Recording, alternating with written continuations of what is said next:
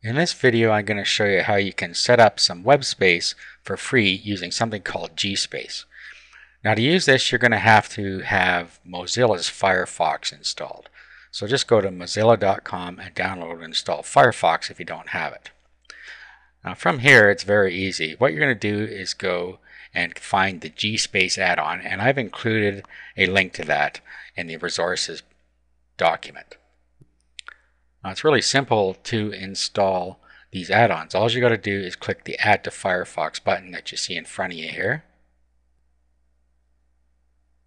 Just click Add to Firefox. Okay, and then if you get a message like this up here, just tell it to allow. Okay, and then from here, we just click Install Now. And then we have to restart Firefox. So we restart Firefox, your browser will go away, and then it will come back up again. So I'm going to push this now. Okay, and it disappeared and came back. And now when I go and look at my add-ons, so if we go up to Tools and Add-ons, you can see all the add-ons you have in here. Okay, and here we see that we have Gmail Space. Okay, so it's all ready to go. Now let's have a look at how to use it. Let's close this. Okay, now if we go to Tools, and then we'll go to Gspace. Okay, it'll load up here. On the left side, you have My Computer. On the right side, you have My Gspace.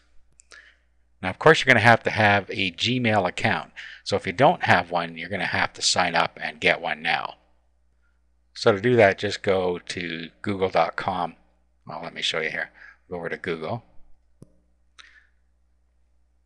Okay, and then just click on Gmail. And then you can create an account from here. Just down here, click Create an Account.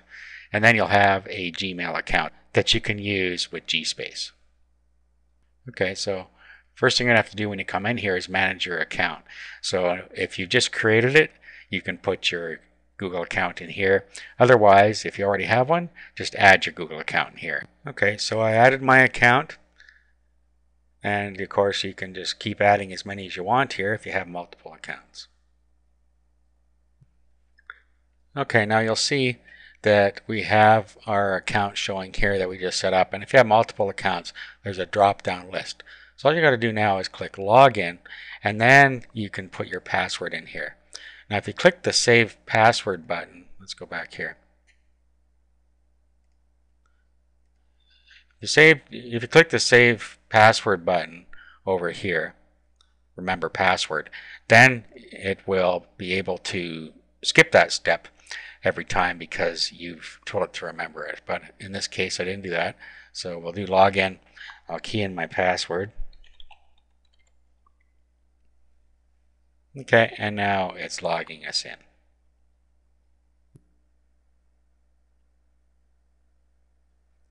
Retrieving the files. Okay, and I have nothing in there. Okay, now on this side, this is your computer. So what you can do here is you can just navigate as you normally would. So we can click Browse, and then a little window comes up, and then we can go from here to wherever it is we want to go. So say we want to go to Public Pictures, and then we can pick something out of here.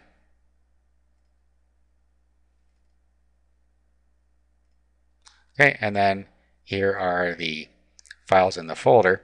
So what we can do now is just pick the files we want, hold down the Control key to pick multiples, and just do that. Click the arrow key, and this is how you move things back and forth. So you can move them from one side to the other, just like that. You can see the queue down here, and as it processes them and moves them across. Okay, as you can see, these files are now uploaded. Now, you can also do stuff within here. If you can make new folders. So you just right click here, and we can do a create directory, and then we can create multiple directories within here to store our files. So we could say docs, for instance, or whatever you want. It doesn't matter. You want to store some documents in there, you might want to create a folder called docs, and then you can double click there, and you can upload your docs in there. And then you can navigate, of course, back and forth just by using this. This is pretty standard symbols. You should recognize those. Okay, here's your delete. That'll delete it for you. Over here, you can refresh to see if any changes are in there. And then this is your create directory, which I did as a right click as well. You can do it either way.